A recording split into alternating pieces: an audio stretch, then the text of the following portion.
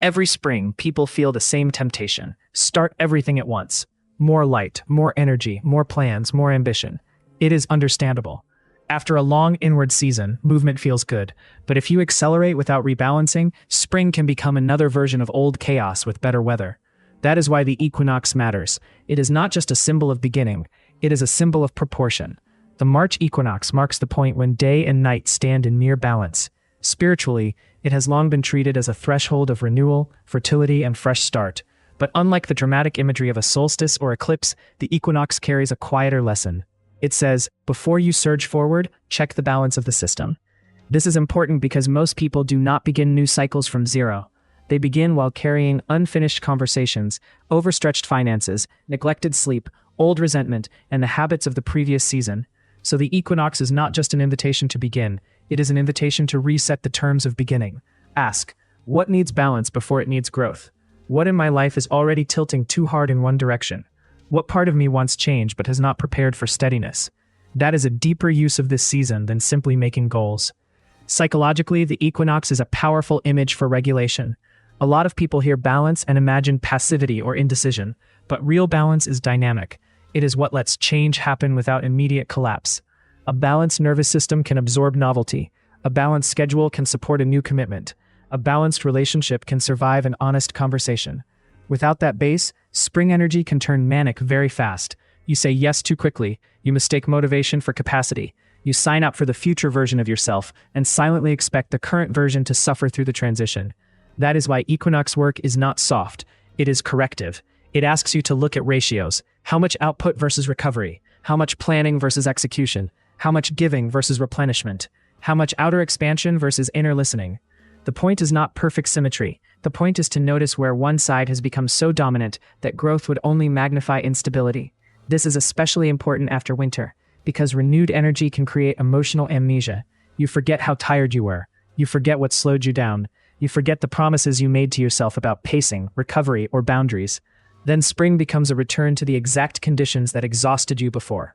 The equinox interrupts that amnesia. It asks you to bring memory into momentum. A useful historical parallel comes from agriculture itself. Traditional planting cultures did not treat spring as a season for random enthusiasm. They treated it as a season for preparation, timing, and relationship with conditions. You do not plant well by force of mood. You plant well by reading the ground, the weather, and the timing. That sounds obvious, but it cuts against modern habit. We are trained to believe that strong desire should be enough. Yet farmers, gardeners, and anyone who works with seasons know otherwise. If the soil is wrong, if the timing is wrong, if the stored resources are too thin, enthusiasm will not rescue the crop. That is why the equinox can be such a useful spiritual checkpoint. It reminds us that growth is not only about wanting, it is also about preparation, sequence, and conditions. There is a relationship lesson here too. A lot of people want spring energy in their connections. More spontaneity, more closeness, more shared plans. But if resentment, avoidance, or mistrust built up during the colder season, renewed social energy alone will not fix it. Equinox is a good time to clear the relational ground. One honest conversation may do more for the next 3 months than 10 optimistic plans. Try a spring rebalancing practice in 2 steps. First, divide a page into 4 quadrants: body, relationships, work, inner life.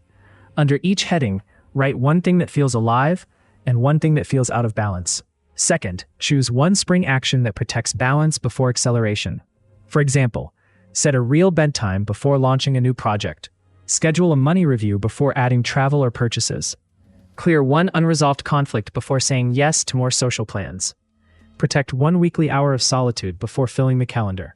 If you want a physical ritual, open a door or window and speak your spring intention out loud. The act matters because it links thought to threshold. Then schedule the first follow-through immediately. Put it on the calendar before the mood fades. Beginning becomes real when it survives contact with logistics. The spring equinox is not asking you to rush. It is asking you to build a beginning you can live inside. Growth without balance becomes another form of self-abandonment. Growth with balance becomes sustainable change. Take these questions into the equinox. What needs rebalancing before it needs expansion? What am I trying to grow on unstable ground? What one steadying act would make the rest of spring wiser? Carry this sentence into the season. Let your next beginning be supported, not just exciting.